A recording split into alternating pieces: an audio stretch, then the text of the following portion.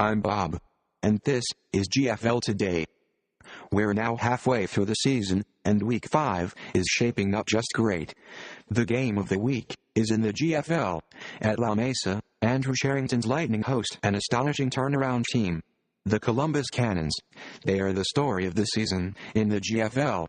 Bill O'Neill has the Cannons on 4-0, and only one of these two teams can remain unbeaten in the NFC North. The Cannons probably start the game at a disadvantage due to last week's serious injury to top receiver Malgin. What's fantastic in the Atlantic? We will be watching the 4-0 Hamilton Stampede at Adirondack Avalanche. The Avalanche, under Chris Weiss, offer the league-leading pass offense. The Stampede, under Matt Cooper, offer the league-leading rush offense. This game offers everything. In the GFL Big Sky, the PFC West is one of the most exciting divisions in the whole game. Every team in the division has at least 3 wins. Yes, every team. And in Week 6, the 4th-place Beverly Bay Packers, on 3-1, play the 4-0 Kent County Titans. We like the look of the Titans under Mark Foster and Tom Watts. Ace-based Packers are a much stronger team than their divisional position suggests. The Packers are genuine playoff candidates, so this has to be our big tie in the Big Sky. The Monumental Continental offers a range of exciting games, but I'll start by watching Shane Holmes' team, the San Diego Spartans, against the Thunder Bay Rabid Beavers of Craig Jackson. The Spartans are a treat for fans of the running game, with Redford and Mullen already past 700 yards each. Quarterback Pythagoras is getting in on the act. He has 200 yards of his own. Our belter in the Delta is From Katanas, coached by Lee Jason Elkins and Paul Kentz, strange for Miners. Both teams are 3-1 in the VFC West, behind Chris McDougall's Mariners on 4-0. But the Katanas and Miners do not meet again in the regular season, so this game could have a big influence on playoff chances. It's hard to get a wild card from 3rd place, but not impossible. In the Empire, we'll start by watching Nathan Hesterman's Idaho Tomahawks at Ed Newell's Marysville Jaguars. The BFC North is proving a tight division. Coach Hesterman is running an offense 5th in the league for the run and a solid pass defense. The Jags are mixing it up. They offer a range of show pass sets on offense and a stingy run defense. Sounds like a great contest. Around this time of the season, the statistical leaders begin to break from the pack, and an interesting story is emerging in the Grand Old League. The 3 leading passers were all drafted in Season 13. They are James Travis of the Hawks, Terrell Pryor of the Wraiths, and Danny Fredman of the always pastastic Dragons. Class of the class seems to be Travis, who has made 2 Pro Bowl appearances, compared to 1 for Fredman.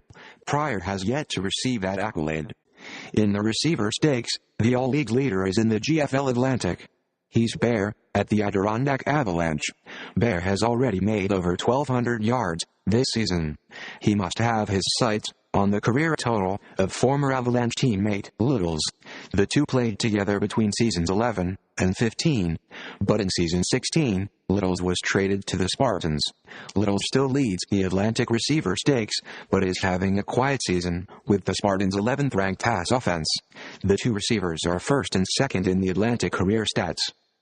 Finally, a call-out to 2 running backs who have run 4-figure yardage in 4 weeks. They are the Atlantic's Lindgren of the Columbus Comets and Stone Pigham of the Washington Stormers in the Big Sky. Hey, and guess what? Free agent Thomas Rossi has joined his 3rd team. It's Kirby the Blue Moon, no less. Could coach Eduardo Robinski end up playing Rossi in the Empire Bowl? It's not impossible.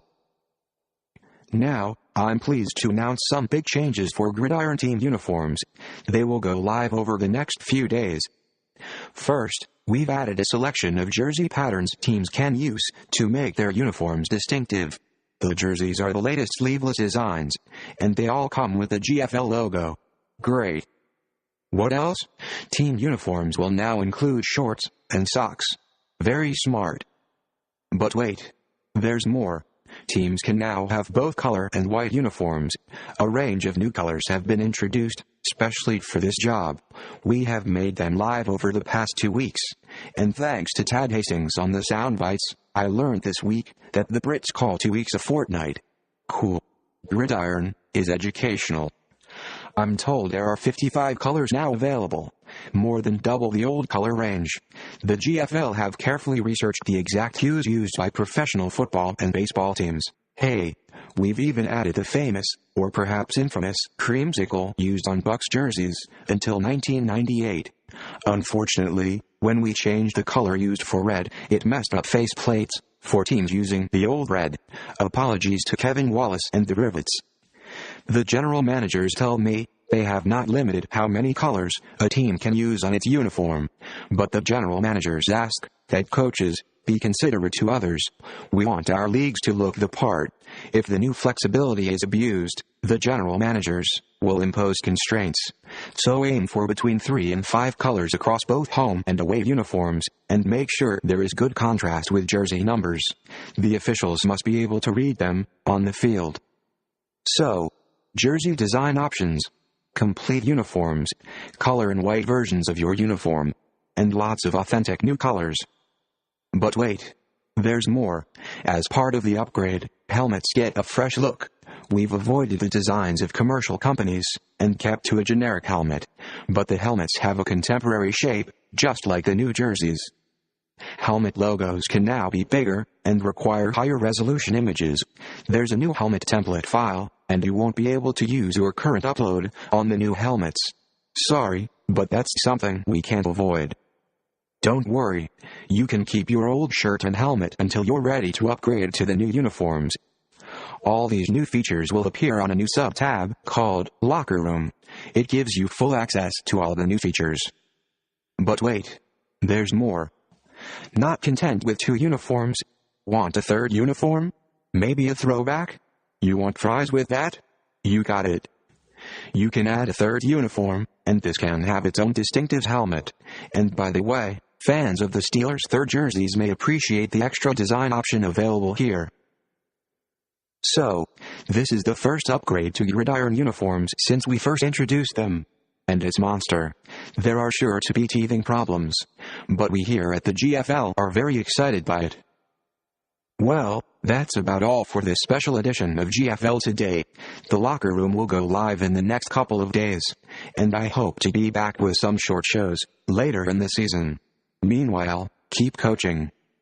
Let's play Gridiron, folks.